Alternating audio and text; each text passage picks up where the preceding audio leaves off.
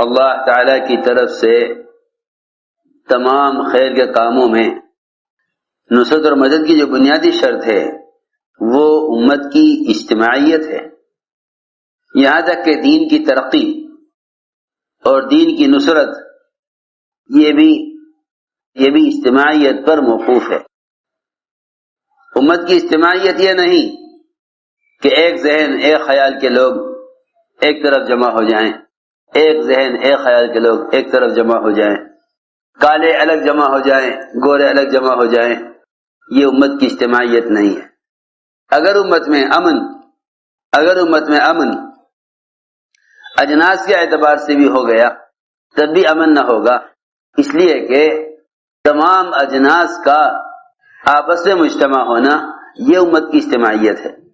تمام اجناس کا آپس میں مجتمع ہونا یہ امت کی اجتماعیت ہے۔ اگر کالے الگ جمع ہو جائیں، گورے الگ جمع ہو جائیں تو یہ امت کی اجتماعیت نہیں ہے، یہ امت کی اجتماعیت نہیں ہے۔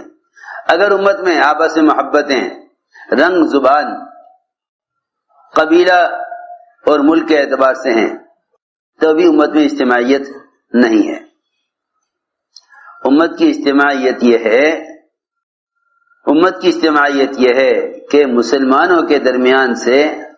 آپس کے تفرق کا احساس ختم ہو جاوے۔ مسلمانوں کی اجتماعیت یہ ہے آپس میں تفرق کا احساس ختم ہو جاوے، اجنبی سے اجنبی آدمی کو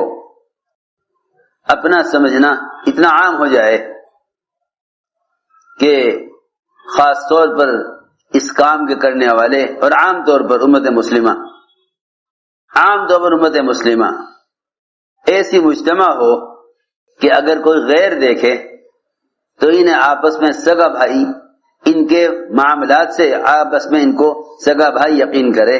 چاہے ان کی زبانیں مختلف ہوں، ان کے رنگ مختلف ہوں، ان کے قبیلے مختلف ہوں، ان کے ملک مختلف ہوں، اس لیے کہ اسلام پھیلا ہے مدینے سے، مکے سے نہیں، اسلام پھیلا ہے مدینے سے۔ اس کی سب سے بڑی وجہ یہ ہے کہ جب تک انصار اور مہاجرین دونوں مل کر ایک فکر پر جمع نہیں ہو گئے، اس وقت تک اسلام پھیلا نہیں۔ جب تک انصار اور مہاجر دونوں مل کر ایک فکر پر جمع نہیں ہو گئے اس وقت تک اسلام پھیلا نہیں۔ اللہ تعالی عالم بھر میں اس دعوت کے محنت کے ذریعے اسلام اس وقت پھیلائیں گے، اللہ تعالی عالم بھر میں اس دعوت کے محنت کے ذریعے اسلام اس وقت پھیلائیں گے جب ہر ملک کے رہنے والے باشندے اور باہر سے آنے والے مہاجر یہ دونوں کے دونوں انصار مہاجرین کی طرح ایسے مجتمع نہ ہو جائیں کہ ان کے درمیان کا فرق ہر اعتبار سے ختم ہو جائے، بے اعتبار رنگ کے، بے اعتبار زبان کے، بے اعتبار قبیلے اور ملک کے، ان کے درمیان کا فرق ختم نہ ہو جائے، اس وقت تک انصار مہاجرین کا اجتماع نہیں ہوگا۔ میری بات بہت توجہ سننی ہوگی۔ اگر خدا نہ کرے جماعت میں نکلتے ہوئے بھی اس بات کا خیال بھی آ گیا کہ یہ تو ہمارے قبیلے کے، یہ تو ہمارے زبان کے، یہ تو ہمارے رنگ کے، یہ تو ہماری برادری کے نہیں ہیں، اس کا اگر خیال بھی آ گیا تو اللہ تعالیٰ کی مدد یہیں رک جائے گی، اللہ کی مدد یہیں رک جائے گی۔ چاہے نمازیں کتنی بھی اعلیٰ ہوں، اور چاہے خیرات اور زکوٰۃ اور صدقات کے کتنے بھی معمولات ہوں، اور چاہے حج اور عمرے تمہارے کتنے بھی مقبول ہوں اللہ کے ہاں، مگر خدا کی قسم جب تک امت کے درمیان سے زبان، رنگ، قوم، قبیلہ ان کی نسبتیں ختم نہیں ہوں گی، ہر سمجھتے تھے اس وقت تک نہ اللہ کی مدد شامل حال ہوگی اور اس وقت تک امت میں خوریزی بھی ختم نہیں ہوگی۔ اس لیے کہ اپنے اپنے خیال، اپنے اپنے پیشے، اپنے اپنے رنگ، اپنی اپنی زبان والوں کے ساتھ رہنا یہ انسانیت نہیں، حیوانیت ہے، یہ انسانیت نہیں بلکہ حیوانیت ہے۔ اپنی اپنی زبان، اپنے اپنے رنگ، اپنے اپنے پیشے اور اپنے اپنے قوم اور قبیلے کے اعتبار سے چلنا، یہ انسانیت نہیں بلکہ حیوانیت ہے۔ اس لیے حضور اکرم صلی اللہ علیہ وسلم کی دعوت کا جو سب سے بنیادی اصول ہے، آپ کی دعوت کا جو سب سے بنیادی اصول ہے، آپ کی دعوت کا جو سب سے بنیادی اصول ہے، وہ امت کا اختلاط ہے، وہ امت کا آپس کا اختلاط ہے، ایک کو دوسرے میں گھسانا، ایک سے دوسرے کو ملانا، تاکہ ان کے درمیان انصار مہاجرین کا فرق نہ رہے۔ ان کے درمیان انصار مقامی لوگ ہیں، مہاجرین باہر سے آنے والے ہیں، انصار باشندے ہیں۔ میری بات یاد رکھیو، جس طرح مدینہ منورہ سے اسلام کے پھیلنے کے لیے انصار مہاجرین کا اجتماع شرط ہے،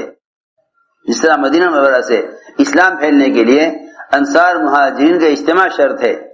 اسی طرح ہر ملک سے سارے عالم میں دین کی دعوت کے پھیلنے اور اسلام کے پھیلنے کے لیے اس ملک کے باشندے اور باہر سے آنے والے مہاجرین کا اجتماع شرط ہے، ان کا اجتماع شرط ہے۔ یہ حضور اکرم صلی اللہ علیہ وسلم کی دعوت کا اسلوب ہے کہ آپ نے اپنے طرز دعوت سے یہ تاثر پیدا نہیں ہونے دیا کہ اس کام کے کون زیادہ حقدار ہیں، اس کام کے کون زیادہ حقدار ہیں، یہ تاثر پیدا نہیں ہونے دیا، یہ تاثر نہیں پیدا ہونے دیا کہ اس کام کے کون زیادہ حقدار ہیں۔ یہ آپ کی دعوت کا سب سے بنیادی اصول اور یہ آپ کی دعوت کا سب سے اہم اسلوب ہے کہ آپ کی دعوت کی عمومیت نے تمام قبائل، زبانیں، رنگ سب کو لا کر جمع کر دیا، سب کو لا کر جمع، اس لیے کہ حضور اکرم صلی اللہ علیہ وسلم کسی کو یہ سوچ کر دعوت نہیں دیتے تھے کہ یہ کون ہے۔ اب تو آدمی سلام بھی سوچ کر کرتا ہے کہ میں سلام کس کو کر رہا ہوں۔ حدیث میں آتا ہے کسی کو جان پہچان کی وجہ سے سلام کرنا یہ قیامت کی نشانیوں میں سے ہے۔ جس طرح سلام عام ہے، سلام عام ہے، اس میں معرفت جو ہے تعارف اور جان پہچان کا ہونا شرط نہیں، بالکل اس طرح دعوت بھی عام ہے، دعوت بھی عام ہے۔ اگر اپنے اخلاق میں بلندی چاہتے ہو اور آپس کی محبتیں چاہتے ہو تو اجنبیوں کے ساتھ نکلنے کا مزاج بناؤ، اجنبیوں کے ساتھ رہنے کا مزاج بناؤ۔ میں ایشین ہوں، یہ غیر ایشین ہے، میں ایشین ہوں، یہ غیر ایشین ہے۔ اس اعتبار سے بھی اگر اس راستے میں خروج کیا گیا تو اللہ کی مدد نہیں آئے گی، اللہ کی مدد نہیں آئے گی۔ اس امت کی اجتماعیت یہ ہے کہ خاص طور پر اس راستے کی نقل و حرکت میں آپس کا زبان اور رنگ اور قوم اور ملک اور قبیلے برادری کا فرق ختم ہونا لازم ہے۔ حضور اکرم صلی اللہ علیہ وسلم کی دعوت میں سب سے بنیادی چیز یہ ملے گی، سب سے بنیادی چیز یہ ملے گی کہ آپ صلی اللہ علیہ وسلم نے کسی کو بھی دعوت دینے میں یہ نہیں خیال کیا کہ اس کی حیثیت کیا ہے، یہ کون ہے۔ عتبہ اور شیبہ دونوں موجود تھے طائف سے واپسی پر انگور کے باغ میں، آپ نے دونوں کو چھوڑ کر عداس غلام کو دعوت دی۔ یہ نہیں کہ میں اپنی حیثیت کے اعتبار سے دعوت دوں، بلکہ آپ نے اسی کوشش کی کہ اس غلام کی حیثیت کے اعتبار سے دعوت دوں۔ میں ضروری بات عرض کر رہا کہ آپ کی دعوت میں سب سے اہم چیز عمومیت ہے، آپ کی دعوت میں سب سے اہم چیز عمومیت ہے۔ آپ نے فرمایا، حدیث میں ہے، یا اقسم اغزم علی غیر قومک، اقسم ایک صحابی تھے، آپ نے فرمایا اے اقسم تم اللہ کے راستے میں اپنی قوم کے علاوہ کے ساتھ نکلو، اپنی قوم کے علاوہ کے ساتھ نکلو، تمہارے اخلاق اچھے ہو جائیں گے اور تم اپنی قوم باعزت ہو جاؤ گے۔ اپنی قوم کے علاوہ کے ساتھ اللہ کا اس راستے میں، دعوت اللہ میں اپنی قوم کے علاوہ کے ساتھ نکلو، کیونکہ جب تک دعوت کی نسبت پر اجنبی لوگوں کے ساتھ سفر نہ ہو، اس وقت تک کسی کے بارے میں نہیں کہا جا سکتا کہ اس آدمی کے اخلاق کیسے ہیں۔ ایک صاحب نے کہا عمر رضی اللہ تعالی سے کہ فلاں آدمی کے اخلاق بڑے اچھے ہیں۔ حضرت عمر نے فرمایا تم نے اس کے اخلاق کو کیسے پہچان لیا جب تم نے اس کے ساتھ سفر نہیں کیا؟ پہلا سوال کیا حضرت عمر نے، هل سافرت معه، تو نے اس کے ساتھ سفر کیا ہے؟ تو لگا نہیں، سفر تو میں اس ساتھ نہیں کیا۔ فرمایا جب تو نے اس کے ساتھ سفر نہیں کیا تو تجھے کیا معلوم کہ اس کے اخلاق کیسے ہیں؟ تجھے کیا معلوم اس کے اخلاق کیسے ہیں؟ جب تو نے اس کے ساتھ سفر نہیں کیا تو تجھے اس کے اخلاق کا علم کیسے ہو گیا؟ میں نے عرض کیا کہ سب سے بنیادی بات یہ ہے کہ حضور اکرم صلی اللہ علیہ وسلم نے آپ کے طرز دعوت سے سب سے پہلی بات یہ ملے گی کہ آپ کسی انسان کا درجہ اس سے کم نہیں سمجھتے تھے کہ آپ اس کو دعوت دیں۔ آپ نے رنگ میں، زبان میں، قوم اور قبیلے میں دعوت دینے میں اس کی رعایت نہیں کی، بلکہ اگر کبھی یہ خیال بھی ہوا کہ یہ رؤسائے مشرکین اگر میرے صحابہ کے ساتھ بیٹھ کر بات سننا پسند نہیں کرتے، ان کے کپڑوں سے بدبو آتی ہے، ان کی حیثیت ان کے مشرکین رؤسائے مشرکین کے نزدیک ان کے غلاموں کی حیثیت ہے،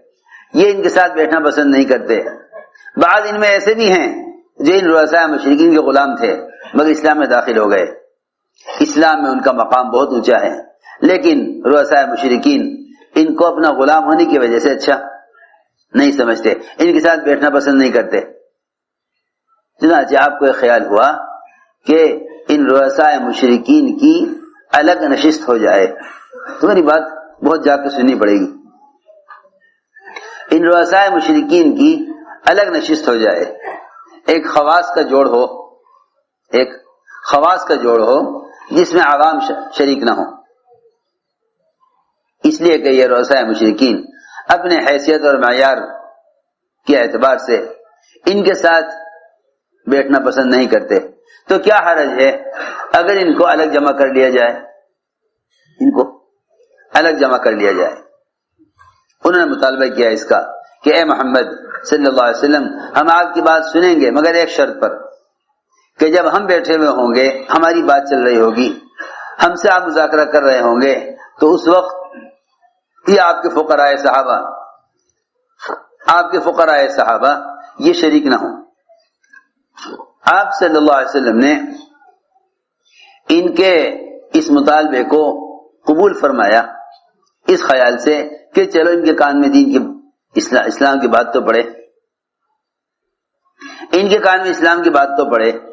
کیا حرج ہے، میرے صحابہ تو ایمان لا چکے، بات سمجھ چکے، اگر اتنی دیر کے لیے یہ ایک طرف ہو جائیں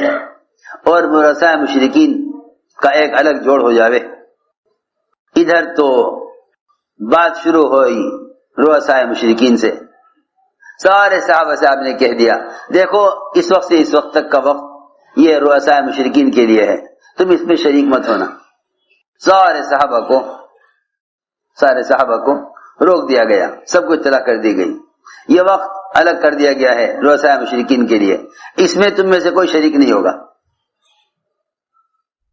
آپ صلی اللہ علیہ وسلم ان سے بات کر رہے تھے، اچانک ایک نابینا صحابی عبداللہ ابن ام مکتوم جنہیں نہیں معلوم کہ یہاں کیا ہو رہا ہے، کیا وقت ہے، کن سے آپ بات کر رہے ہیں، وہ دروازے سے چیخے مسجد کے، انہیں نہیں معلوم کہ آپ کہاں بیٹھے ہیں، کون لوگ آپ کے پاس بیٹھے ہیں، وہی سے چیخے وہ، علمنی یا رسول اللہ مما علمک اللہ نے جو آپ کو سکھلایا مجھے بھی سکھلائیے۔ آپ صلی اللہ علیہ وسلم کو ان کے آنے سے ناگواری ہوئی، آپ کی پیشانی میں بل آ گئے، ناگواری ہے ان کے آنے سے. ادھر تو آپ کو ناگواری ہو ان کے آنے سے، ادھر قرآن نازل ہوا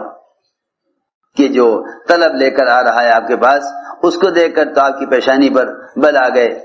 اور آپ کو ناگواری ہوئی. اور جن لوگوں میں استغنا ہے ان کی آپ کوشش میں ہیں. آپ نے فوراً کاغذ منگوایا جو لکھا گیا تھا ان کے جوڑ کے لیے الگ. آپ نے کاغذ پھاڑا اور فرمایا کہ ہمارے ان سے اس بات پر کوئی معاہدہ نہیں.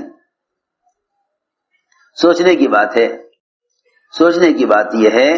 کہ جو غیر ہیں، اسلام میں بھی آئے نہیں، ان کے اسلام میں آنے کی امید پر اگر ساتھ چلنے والوں کو الگ کر دیا تھوڑی دیر کے لیے، اور ان کو دوسری بات یہ ہے کہ یہ تو ابھی اسلام لائیں گے نہیں لائیں گے کچھ معلوم نہیں، اگر ان کو بھی ان سے الگ کر دیا گیا، اس خیال سے کہ یہ بات سننے اتنی دیر کے لیے بھی تفریق اللہ تعالیٰ کو گوارا نہیں. ہاں اصل بات یہ تھی کہ تم کام کرنے والوں کو جمع کرتے، ان کے ساتھ اگر اغیار بھی شریک ہو جاتے تو ان کی صحبت اور ان کے ساتھ رہنے سے اللہ ان کے دلوں میں بھی ہدایت کا نور اتار دیتے. تو میں نے عرض کیا کہ حضور اکرم صلی اللہ علیہ وسلم کا طرز دعوت یہ ہے اصل کہ آپ نے امت کو رنگ اور زبان میں تقسیم نہیں ہونے دیا. رنگ اور زبان میں تقسیم نہیں ہونے دیا اس لیے کہ اگر امت رنگ میں تقسیم ہو گئی تب بھی امت کی اجتماعیت ختم ہو جائے گی،